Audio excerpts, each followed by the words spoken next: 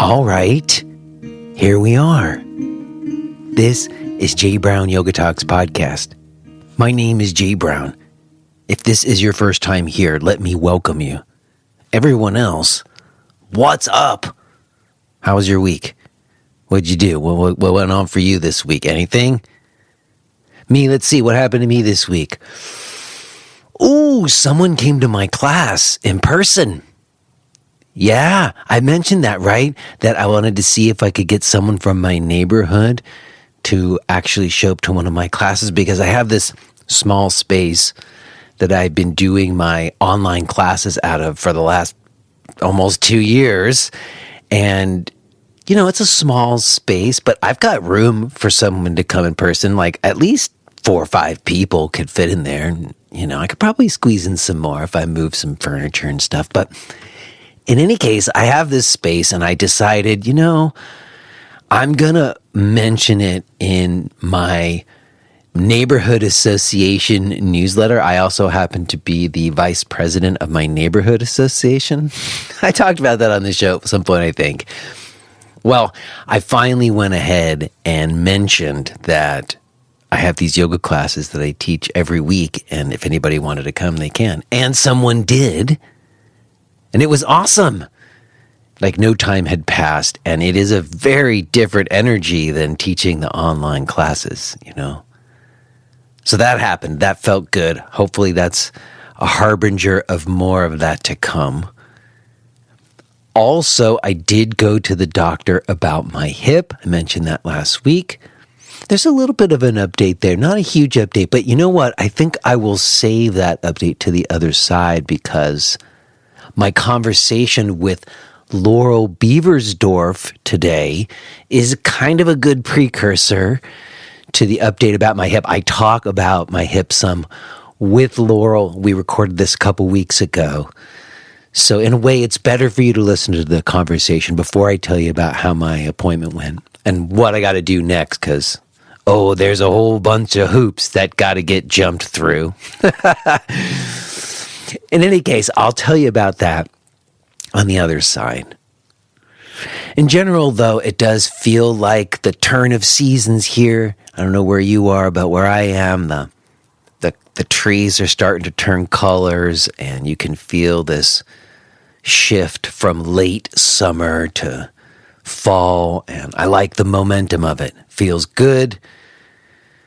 So hopefully you're feeling a little bit good. And if you're not, sorry about that, and I hope that you're hanging in, not feeling too shitty. In any case, what I will say is that the conversation I have to share with you today, I think, is very much at the forefront of a lot of minds in the yoga world. Laurel Beversdorf is my guest, as I mentioned, and I've known of Laurel for many, many years. I do think this may be the first time we ever had a conversation. Like I think, met in passing. You'll hear we talk about it at the beginning, but this is the first time I ever really sat down and had any kind of in-depth shared inquiry with her. And it really touched upon what I think is a forefront conversation going on about the physicalities of yoga practice and about yoga teachers incorporating strength training and other modalities into what they do. So it was a great pleasure, and I think a very stimulating and important conversation that we had. I'm very happy to be sharing it with you today. Real quick before we get to it, I do want to express some gratitude to our podcast premium subscribers. Specifically today, I would like to acknowledge Megan Hunter and Madison Smith. Shout out to you, Megan and Madison. I really appreciate you supporting the show with your subscription. And if you're newer around here and you didn't know, we do have a premium subscription offering which gives you access to the full archives and is a way to help support the show. It's totally choose your rate, cancel anytime. If you don't have any money and there's like an old episode that you want to get to, do not worry. Just email us and we will absolutely give you a free account. But if you are able to give even just a little something, it definitely makes a difference. It's how independent media like this survives. We are very grateful to the people who are doing that. To learn more about becoming a podcast premium subscriber or find all my other stuff, everything that I'm doing can be found at jbrownyoga.com. All right, y'all. I think I'm just going to keep this brief. And like I said, I will touch base with you on the other side. For now, let's go ahead and get to it. Let's listen to this conversation that I had with Laurel Beversdorf.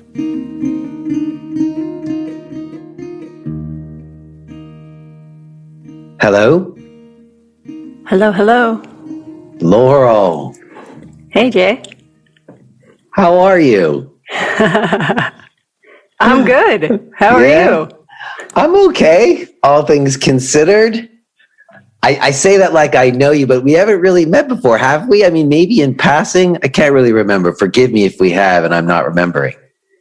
I don't know, Jay, but you know what? I kind of suspect, you tell me, I kind of suspect that I might have applied to teach at your studio a long time ago. But I don't know. I don't know for sure. The description on Craigslist sounded like your studio. Did you advertise for teachers on Craigslist at any point? No, definitely not. Okay, then it wasn't you. That was definitely not me. I never advertise on Craigslist for teachers. Okay. Never. You know, as the words were leaving my mouth, I was like, that doesn't sound like something Jay Brown would do. I know. But anyway. Hey, who knows? But I think the reason I felt so at ease with you is you're one of those people, and I've said this before in the show, but there's one of those people who I feel like I know because your time as a yoga teacher has paralleled mine. So I've just sort of heard your name and known people who practiced with you and seen blogs that you've written over the years, you know? Yeah. And there's like a bunch of signposts that I have. I'm like, oh yeah, Laurel. And I guess what brings us together now really is because let me just say, I don't know. I think you've listened to the show before. I am already recording and I like to consider us having just begun, if that's okay with you. Yeah, totally. Okay. And yes, I have listened to the show. Okay, cool. I just want to make sure because sometimes people don't know and they're like, are we going to start? And I'm like, we already did. And then they feel weird about it. And I don't want that to be the case. Nice. So, transparency, good thing, right? Yes. See, that's what I'm talking about. That's a new thing. That's what I'm kind of getting to is that it seems to me that I know you from back at another time where, and this may be true for you. I know it's true for a lot of people. It was for me where there was like that hustle time in the boom period where you were doing 15 to 20 classes a week and running all over the city or whatever. Yeah, I did have like a really brief bout of that insanity. I see. Well, maybe you caught the tail end of that, or maybe you just avoided it. But I know you were around when that was commonplace. Oh my gosh, yes. I knew teachers at the studio who had like 20 classes in a week. Right. And it was crazy. And I think at some point, the folks who've stayed in it for this long, at some point, a lot of us at least, had pain issues. Oh yeah. That was definitely a part of my evolution in history, for sure. Right. And then I think that there's been this kind of real shift where people went in a couple of different directions, kind of looking for information maybe outside of just the yoga that they had studied. Yeah, definitely. To good effect, I think. I think so too. I think it's a positive overall. But I almost feel like there's intersection between them, but there's sort of two different, I don't want to say camps, but two different kind of directions that I've seen people go in, where one of them was kind of like a real somatic movement modality, like Bonnie Bainbridge Cohen, or even like Vonda Scaravelli inspired more like somatic approach, even within like Iyengar practitioners, where they're like using alignment more as a somatic inquiry rather than like something you're trying to accomplish. I've had people on the show kind of talking about that. Mm-hmm. But then there's a whole other kind of direction of people who, I mean, I guess it'd be like multidisciplinary or like sometimes like it's just strength training, you know, like bringing elements of strength training. Like I had Catherine Bruni Young on not too long ago. I've had Trina Altman on a couple of times. It seems like you're kind of in that world. Is that an accurate place to kind of put you? No, I wouldn't say that I would split them apart like that. For me, okay. Well, I didn't mean to split anybody apart, but I mean in terms of your focus. Oh, well, it's not necessarily wrong to try to split things apart. I mean, I do it all the time. It's the way that we can understand sort of the different facets of something.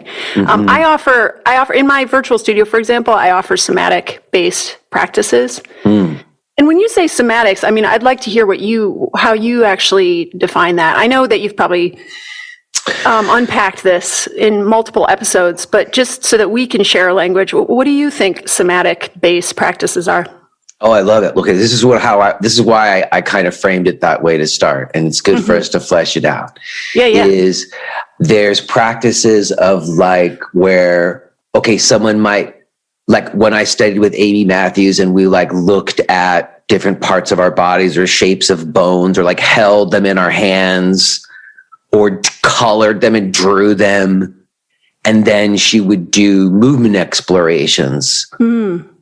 That would be very much like, more improvisatory. I don't know how else to say it, where she's not necessarily telling us exactly how to move or what to do with our bodies and yes. She's not trying to give us a particular thing that we're even trying to accomplish. It's just like an inquiry into what we were thinking, like trying to embody what we had been kind of thinking about or looking at, Right. So like the way I would think about that, maybe if we use like the, the common peak pose type structure of a class where, mm-hmm. We're working to get ready for this big asana, right? Mm-hmm. Whereas like with somatic based practices, the peak pose isn't a thing. It's more like the peak question, or there's like this central question, or there's this kind of journey of sorts that people are on. And it's more of a path of discovery rather than one of it. Not that like a peak pose sequence couldn't be a path of discovery either, or a question, but there's less of a focus on doing something, being able to physically accomplish something at the end, and more of a focus on finding felt connections, ones that couldn't necessarily be observed by an outside eye. Right. I think that's exactly right. But you see, I'm distinguishing that from like using bands or kettlebells and doing like progressive load stuff. Right. Well, I mean, there's a lot of different ways that the tools of a yoga practice can be used. I mean, I use yoga blocks in my strength training classes. Uh-huh. And then I also use yoga blocks in my yoga classes. But I also use resistance bands in yoga classes as well as strength classes. I have not used free weights in yoga classes. But yeah, I the more I work with these different implements in the practice, the more that I work with these different ways of bringing the external environment into embodiment, which is very much, I think, how the human brain processes sensory input and relays it to, movement output is really very much based on the external environment. If you think about it, that makes sense, because we have to interact with our environment to get the things of our life done, to survive and, just be in the world. That these external implements are really just extensions of our bodies that we can use to actually get into our body in a somatic way, but also for the purpose of really learning a skill, like really being able to acquire some new motor skill too, which I think we've decided, maybe, I don't know if we've decided this, but it sounds like that might be how we think of something that's not a somatic based practice, right? Where it's like somatic practice is more about maybe the question and an exploration, and the end of it isn't necessarily going to result in something that you can do, that someone can watch you do and observe objectively. Whereas the other side of that coin, I don't know what that is, but maybe that's more of a modality-based thing, right? Like, so in yoga, it's like a peak pose, but in strength, it's maybe PRing your deadlift, and in kettlebells, maybe it's learning to do the kettlebell snatch or something like that. Like, there's like this really kind of defined goal at the end. Like, I want to be able to do this thing that I can't currently do. Right. And so when I think about, back to this topic of like bringing in new implements to the practice, it's like these are not traditional implements.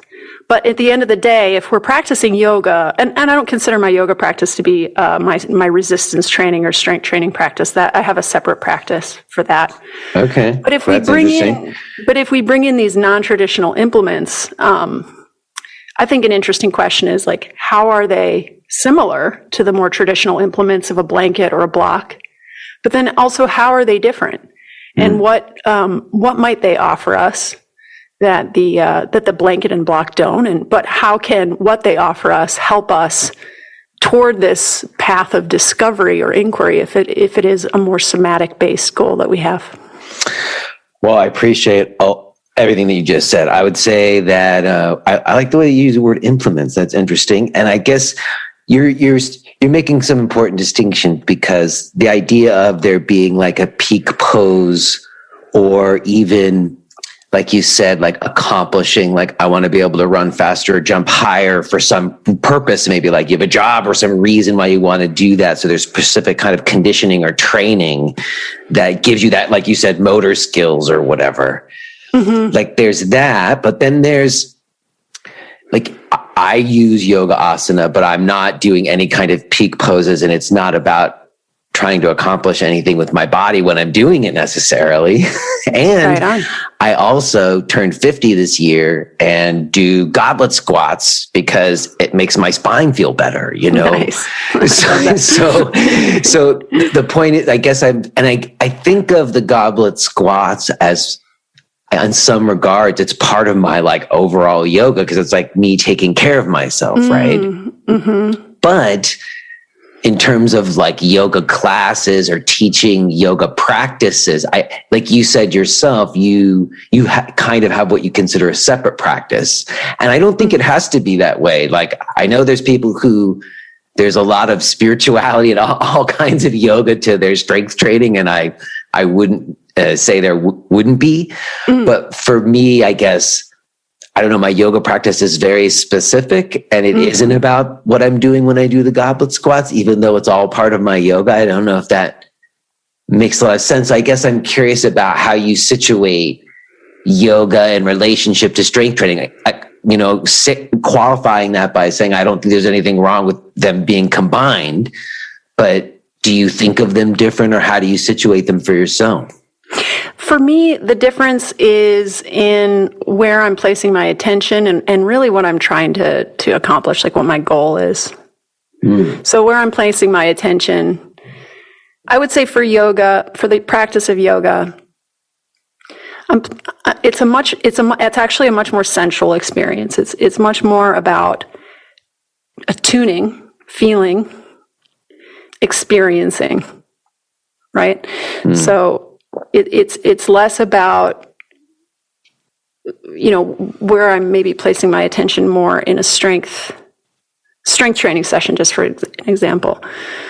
In strength training, I'm also attuning, but I'm attuning more to my exertion level. And my exertion level is much, much higher. So I'm thinking in terms of like, how much weight am I going to put on this bar, and how many reps am I going to do? And then I give that a shot and I go, well, how was that? And is it reasonable to add more weight? Should I drop reps? Man, I didn't sleep well last night, and maybe I'm being a little bit overly ambitious. I'm going to back off here a little bit. With the yoga practice, I don't find myself having to back off necessarily, because I don't feel that the way that I'm applying my practice is causing me some high level of exertion to the point where like, you know what? I really have to pay attention to my heart rate in this moment because this is very strenuous and I, may not be up for it today. I think I used to approach yoga like that though.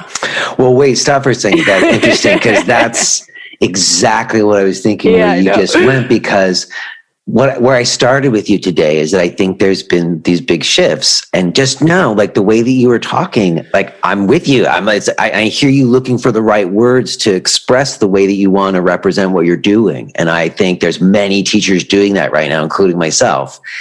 And I guess what's interesting to me is because, like you just said, it wasn't always that way. And I'm sure like me, if we were to see some video recording, which you may or may not have, I do, of yourself like 10 years ago, you know, in like 2013, which doesn't seem that long ago.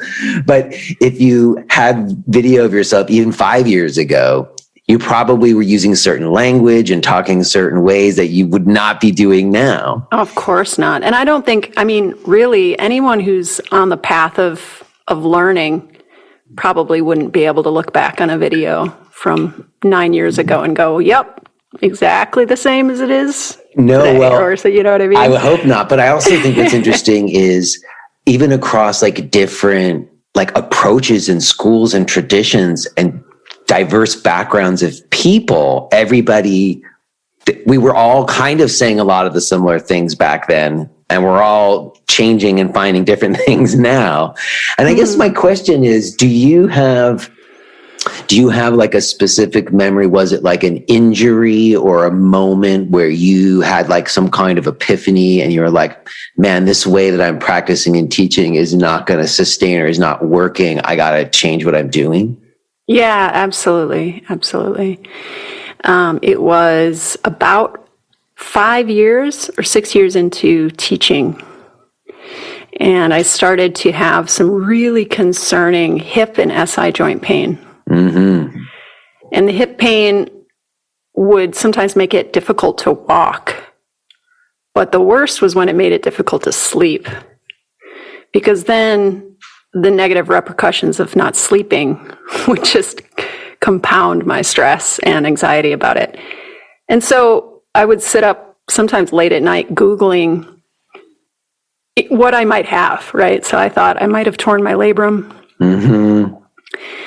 And then, of course, you go down the rabbit hole of what is that going to mean for my future profession as a teacher? What is that going to mean for my ability to practice yoga, which has really offered me so much benefit, actually?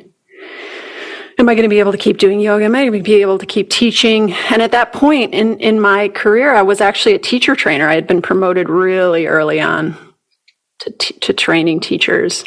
So I was making more money than I ever thought I would be able to as a yoga teacher at that point. Mm-hmm. Teacher trainings are a much better way to make a living. Mm-hmm. Well, sometimes the only way these days. Right. And so it was really not fun. It was not a fun time. Mm. I eventually put some of the conversations that I had had with friends in my life who were into strength training. I put some of the pieces of those conversations together. And I started to listen a little bit more closely to people who were talking about strength, people who were talking about exercise in general, really, because I didn't consider my yoga. It was just this kind of strange world that I lived in. I feel like now, looking back, where I did all of my physical movement was yoga asana, was modern postural yoga. Mm-hmm. And yet I thought it was distasteful to refer to it as exercise. Yeah. I was doing no other form of physical activity that would be even remotely close to exercise, maybe walking. I mean, I lived in New York City, so there's quite a bit of physical activity just moving walking around the city, and getting where you had to get to. Yeah, of course. But I had stopped running.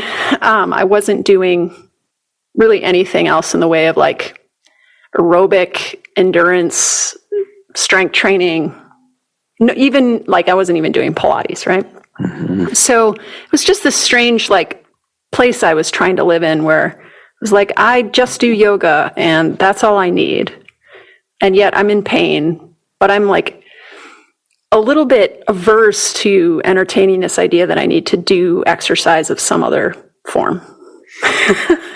Hey, I specifically remember I was the same. I was like, I don't need to do anything besides my yoga practice. Mm-hmm. And I think a lot of us specifically remember saying that to somebody. I think a lot of us we believed that. And I wonder, when I look back, like, I don't know where I even got that idea. Like, no one explicitly sat me down and said, hey, look, this is all you need. Okay. You know what I think it is? I think it's because there was a huge, like, fitnessization, where like Reebok and Nike had commercials with, women in their gear sweating, and like there was like people didn't want it to be exercise. People didn't want to be a fitness instructor. They wanted to be a yoga teacher. I mean, I think that's the way I felt.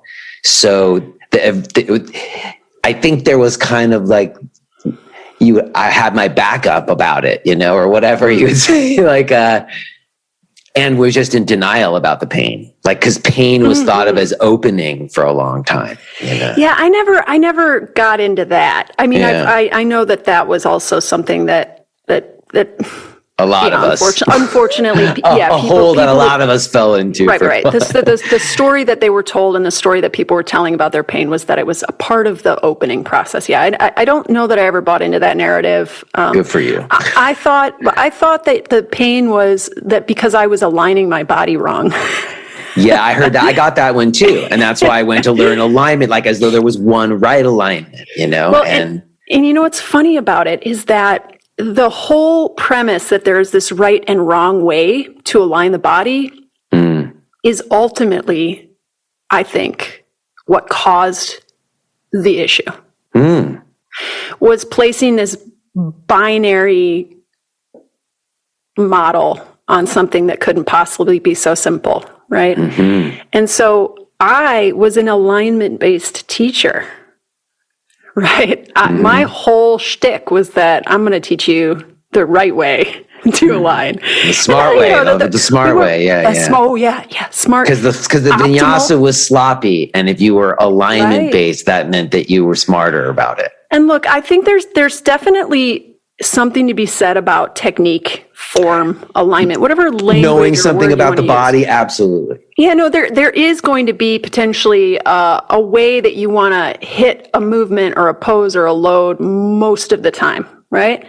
But there's also this, thing about our bodies is that we really benefit from novelty. We benefit from doing things in different ways and not always doing the same thing over and over and over again. I mean, I guess the recipe for overuse injury is repetition without variation, right? And so if you think about this idea of there being a right way to align the body, if that's the narrative you've bought into, that means that there's a whole bunch of ways that are wrong to align your body.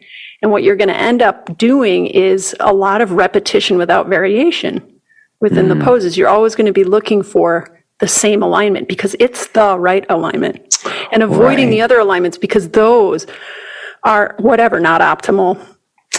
Right. And I think it's interesting to me. I like the way you just said that because I hadn't thought of exactly that same, but what it felt to me like, and why I've changed it. I used to think of like lines and shapes I was trying to create with my body and trying to like hold them there in a rigid way.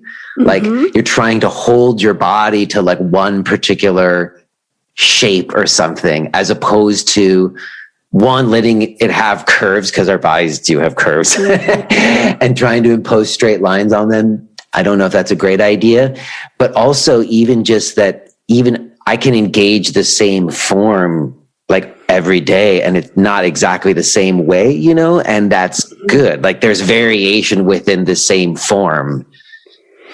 Yeah, and I mean, I do think that it is okay to impose certain really specific, discernible shapes on our body, just not all the time, right? Okay, yeah, there's probably reasons to do it from time to time. Yeah, for sure. I think that the variety is really the spice, right? That's the saying, right? Variety is the spice of life. So that was partly, I think, what the issue was, is that I was approaching this practice in a kind of a rigid and very repetitive way.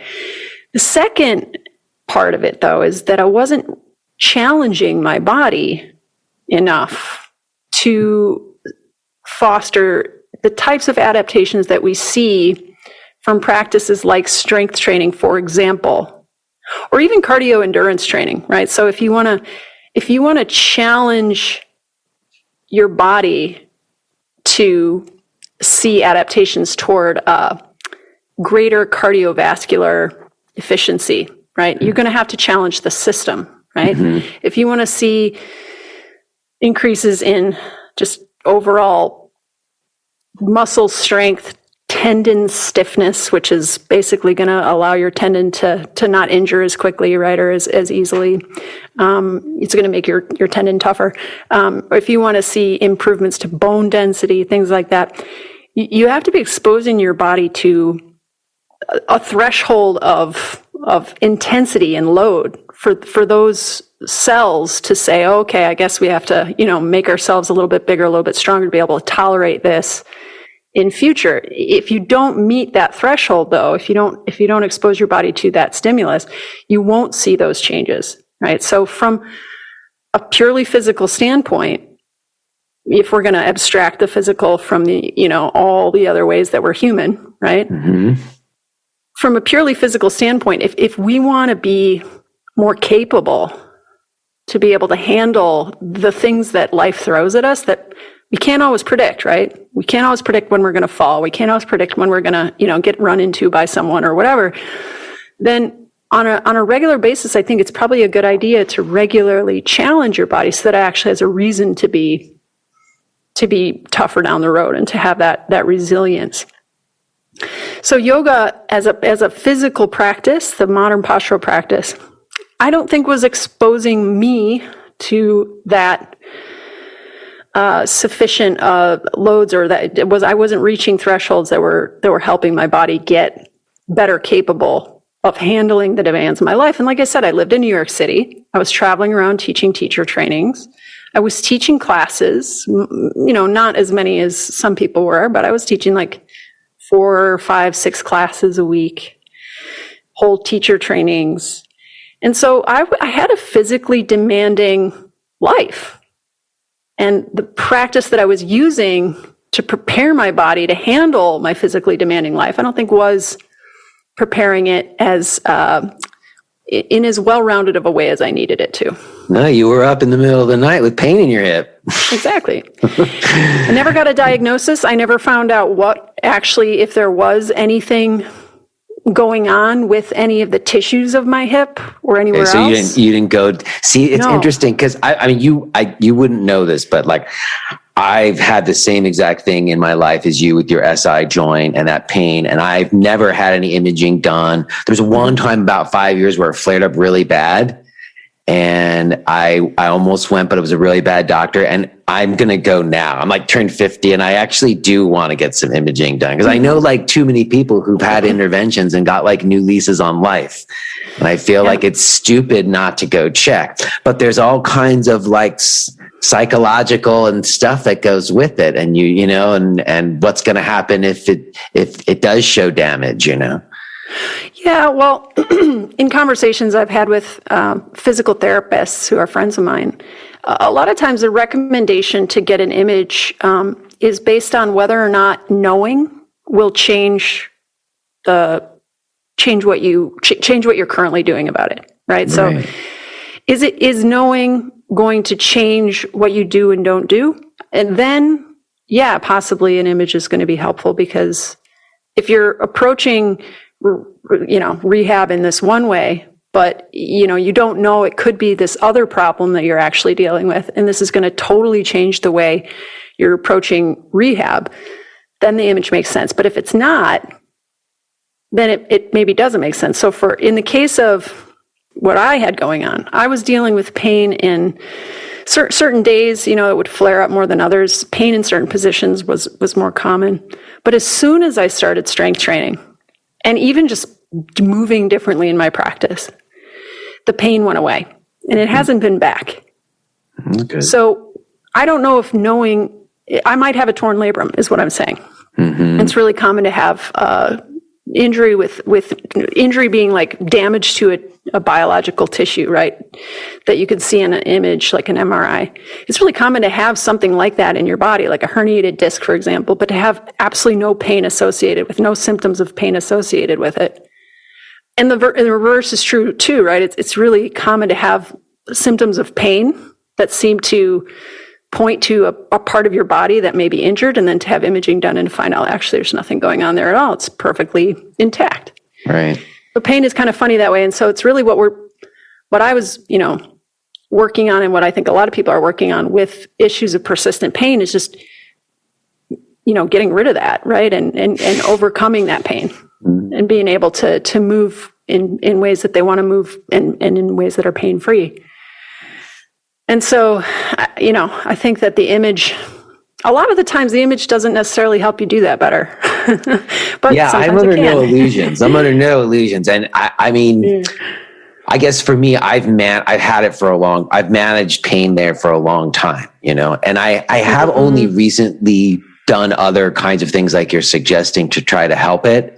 And it did seem to help it for a time, but there's a certain point where I had like a few like red lines for myself that, like you say, like if it keeps you up at night, then what, like the tools that I have that were working, they don't seem to be working as good as they used to.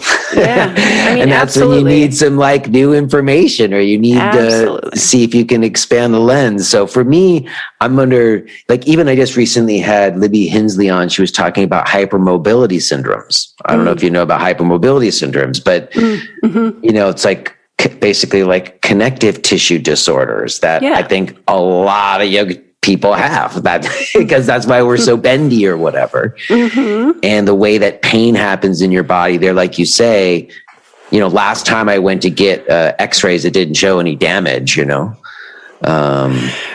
The x-ray, as far as I understand, can pick up some things, stuff, but not as much others. As an MRI. That's right. Yeah. I know. But see, I don't know. I guess I definitely have held off on having any kind of imaging or seeking any kind of diagnosis, and have basically made a career on like ways of addressing my pain, which seems kind of like what you and a lot of other people have done too, where we had stuff that we were working through in our own bodies, and that became something that we were able to offer that was useful to other people too. I've gone to a PT. One time I went to a PT. I had something happen to my foot. It was my left foot. It was so awful. It was so painful. And I have no idea what brought it on, but it started happening well after I had started strength training and, was pretty much over the hip and SI joint pain episodes. There started to be this like shooting pain in my left foot. And I immediately went to a PT because for some reason that felt so like surprising and confusing to me. I had no idea even where to start.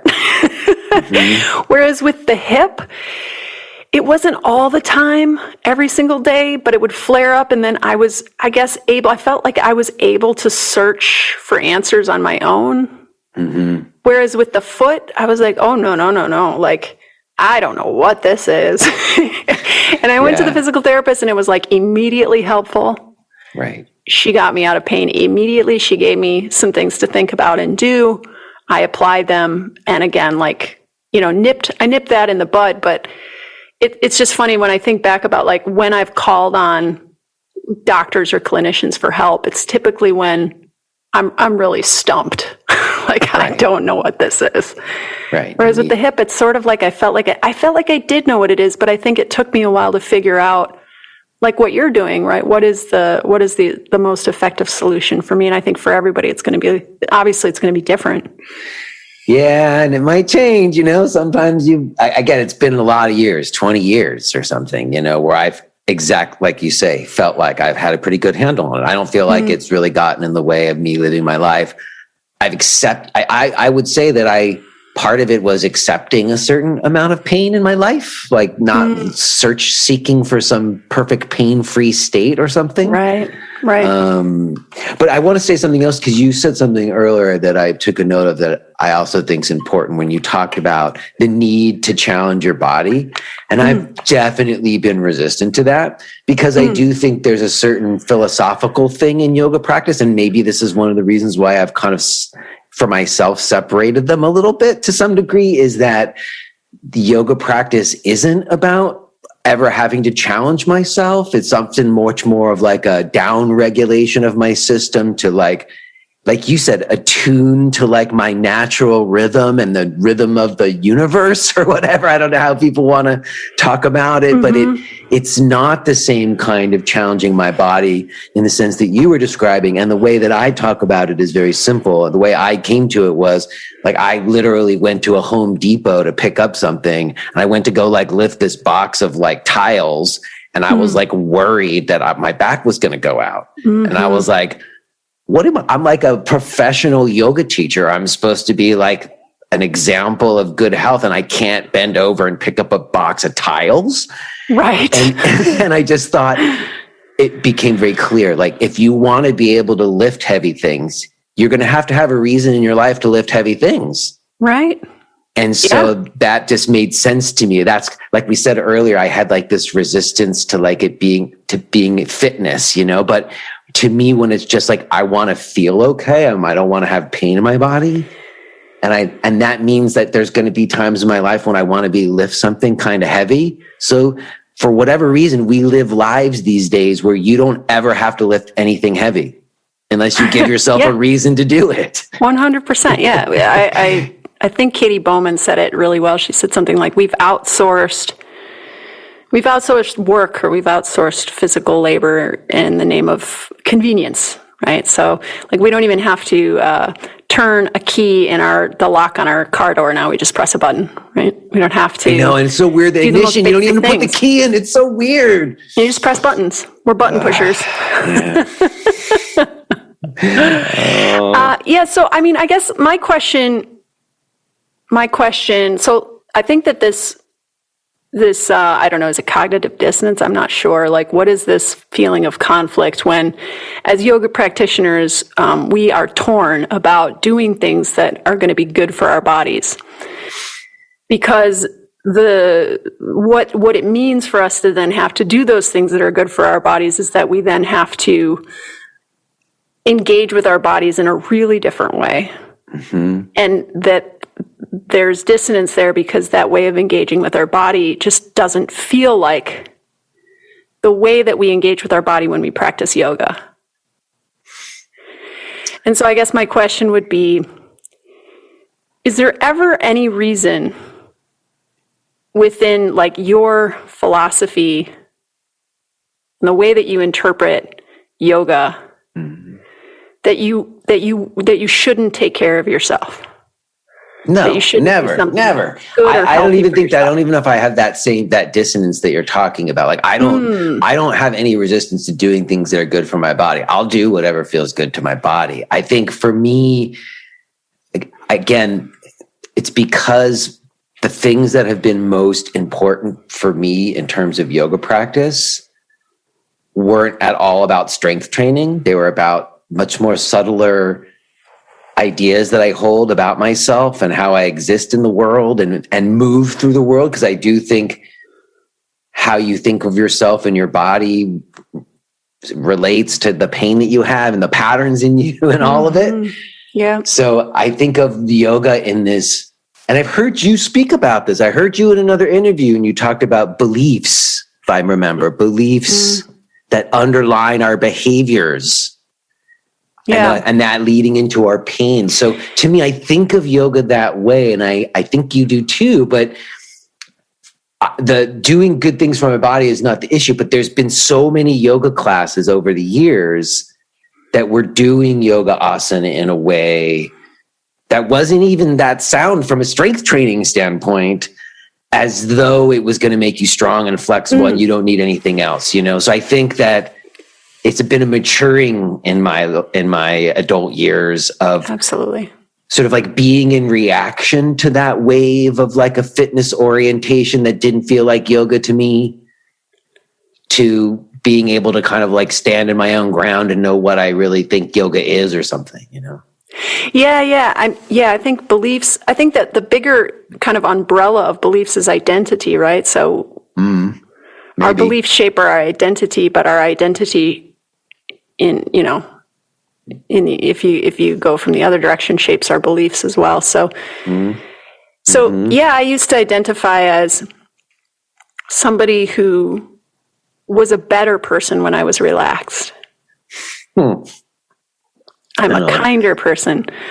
I'm a more patient person. I'm a better person.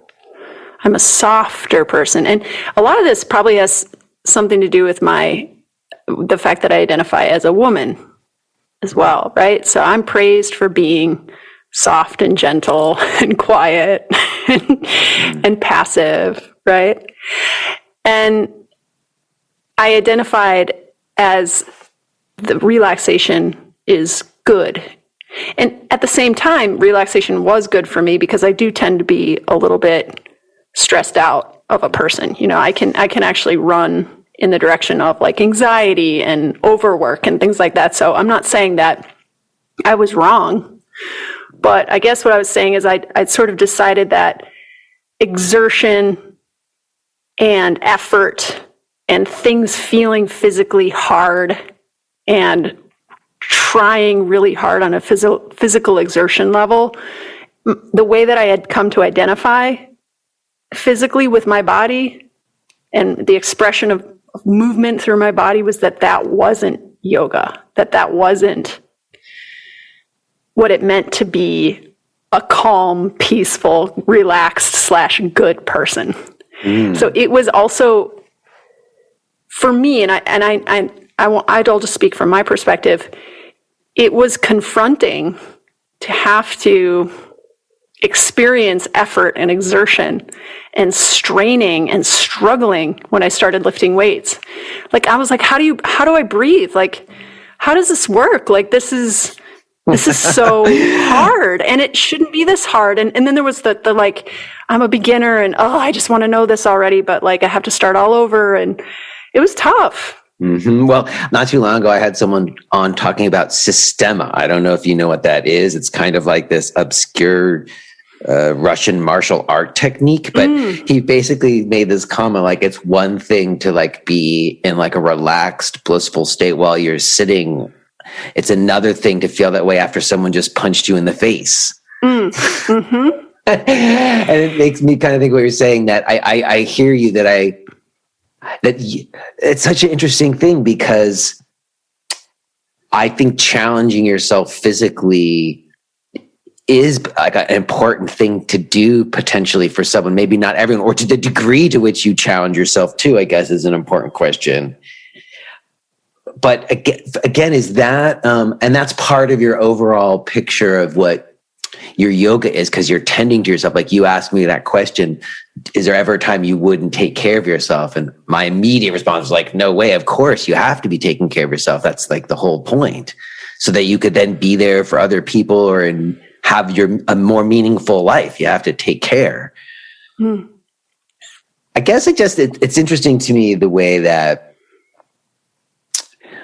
and I guess it doesn't really need to have it's not a black or white situation, but the challenging of your body to give your body what it needs to be well. I guess for me, that is different than what I think of as like my asana pranayama practice. And I come from a Desikachar school, which is a pranayama based asana practice. So it's more about breathing than the other stuff. Well, wait, can I ask you a question? Yeah, sure. So the pranayama practices you're doing now, yeah, would you give them to someone who's never done pranayama before? Sure. Why not? Okay. I mean, I don't think that they're being presented in a way that's not dogmatic. And if someone had any issues with them, then they wouldn't be like imposed upon them. But right. I think I am in favor of some Ujjayi pranayama if it doesn't feel like a struggle or a strain. Because I think that some of the forms I'm using are about gaining some facility with your breath and your body movements, you know? Well, gaining facility is a process though, right? Like people don't just show up to pranayama practice and have facility, right? Not always, but sometimes people can start doing Ujjayi very easily. It doesn't take a lot of facility. And some people can do a pull-up without ever having trained one either. You know, I think that everyone starts somewhere, and they probably don't stay there. Right. And I think that's true for pranayama as well. That's true. I don't think people have to do it all the time, but having some facility and being able to regulate your breath, I find to be quite useful. And I think also for me, like slower movements, that's what I talked with Libby Hensley about, like especially people who are kind of hypermobile like me, to kind of do slower, simpler movements has been really important rather than kind of moving with momentum. Yeah, for sure. I rely upon, you know. Yeah. And I'm in agreement with that. Yeah. I guess what I'm getting at is that there's different ways that something is challenging. And strength training is challenging in a very different way than pranayama practices. But I think that in both cases. If you are hearing this message, then you're listening to the free version of Jay Brown Yoga Talks.